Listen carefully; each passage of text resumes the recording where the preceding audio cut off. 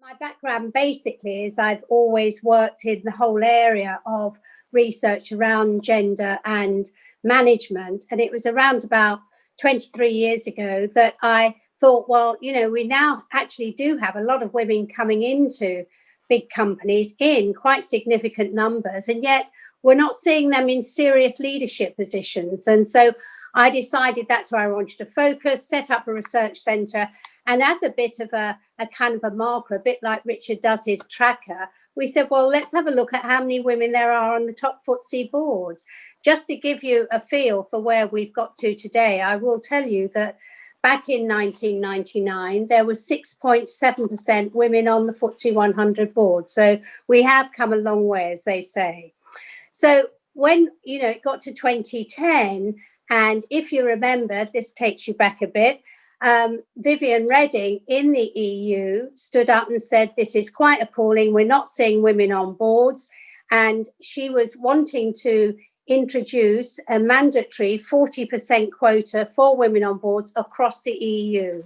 And the then Prime Minister, David Cameron, said he was very opposed to this. He set up the Lord Davis Independent Review of Women on Boards. I was invited as an academic expert onto that steering committee to decide what we should do. And just really, basically, the outcome of that was that we decided to go for targets. So what I want to talk about in my little slot here is a quick overview of the progress, and then to have a look particularly at how companies and firms are using targets, because some of you may not know, but actually we are the only major country in the world to have actually used targets and not quotas to actually advance the number of women in leadership. And I think around that time, it was felt that, are you going to go for quotas, which were kind of mandatory, targets, or are you going to go for a kind of a more voluntary target approach? And I remember being sold on the idea of doing targets from senior chairmen saying to me, what quotas does is changes the numbers. Targets really changes the culture of the organisation. I thought that's absolutely right. Well, I'll have some thoughts on that later on. So that's why I want to talk to you about targets. But coming back to women on board, just giving you a quick feel as to how far we've got.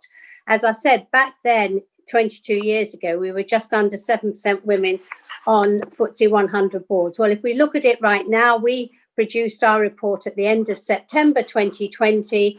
We're at 35% women on FTSE 100 boards and 33% on FTSE 250. So we have made, really phenomenal progress.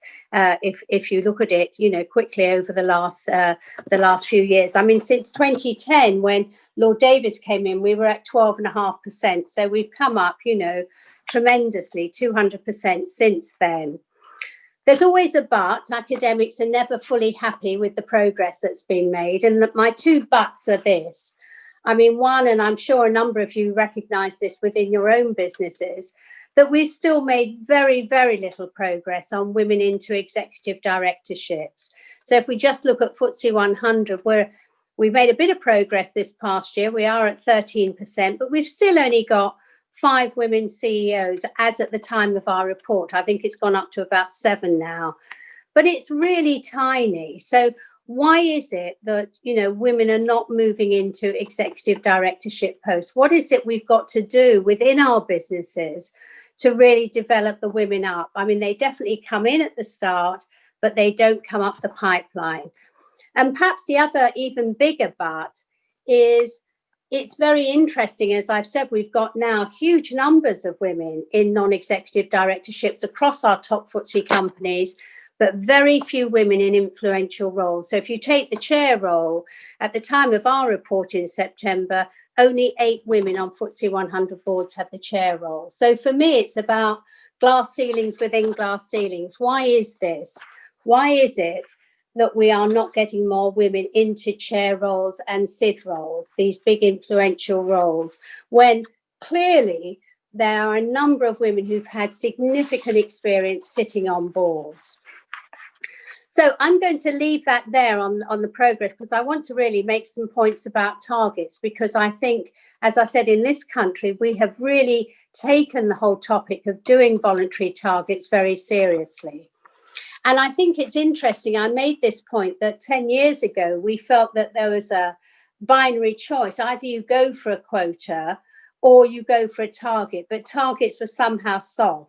I now see it quite differently. It's really a spectrum. Some countries that have had quotas have been pretty soft quotas, and some countries, and in particular our country, have actually taken targets very seriously. So when you really get targets that are quite hard driven, both by the government, investors, and corporate governance guidelines, I think you really have targets that can make a big difference.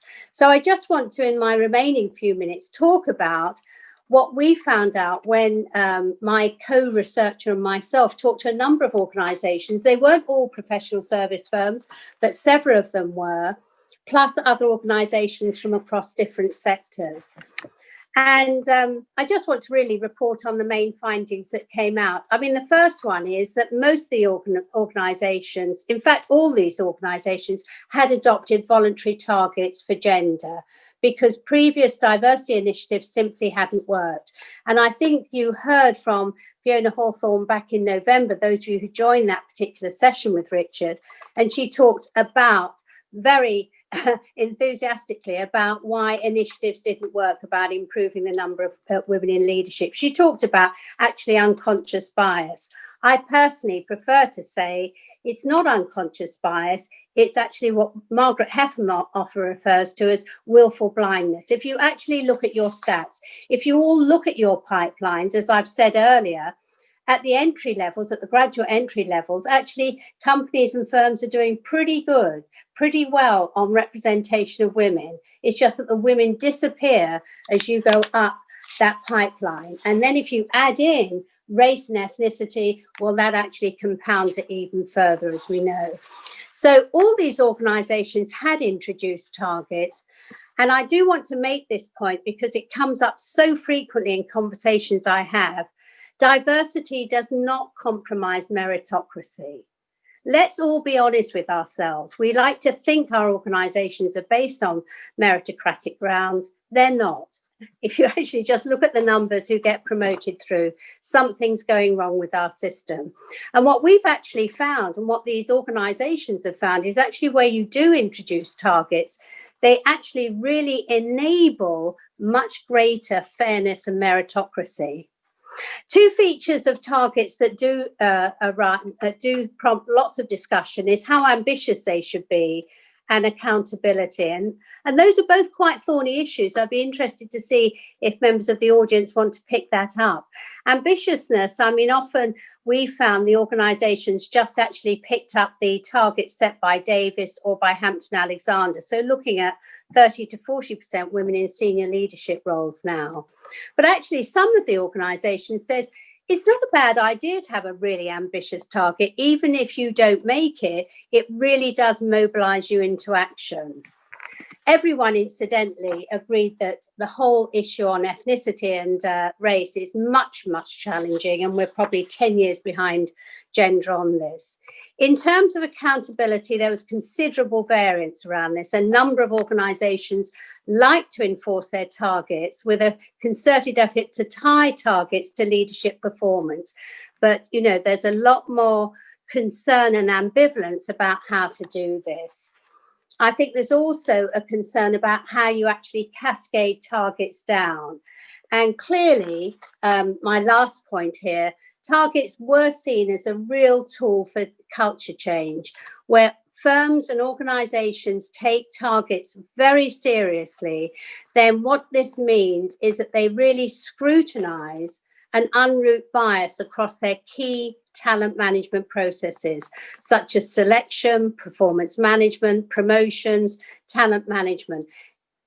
Bringing in targets fosters a much more data-driven approach to people decisions and a more systematic focus on inclusion.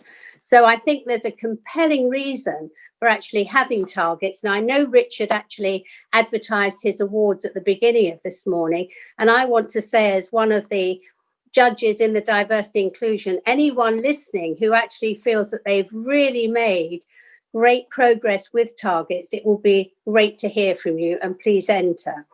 I've actually just skimmed through all of this, but if any of you are interested in the details, please go onto the Cranfield University website and just look up the Female FTSE Women on Boards Report 2020, and you can get all the details.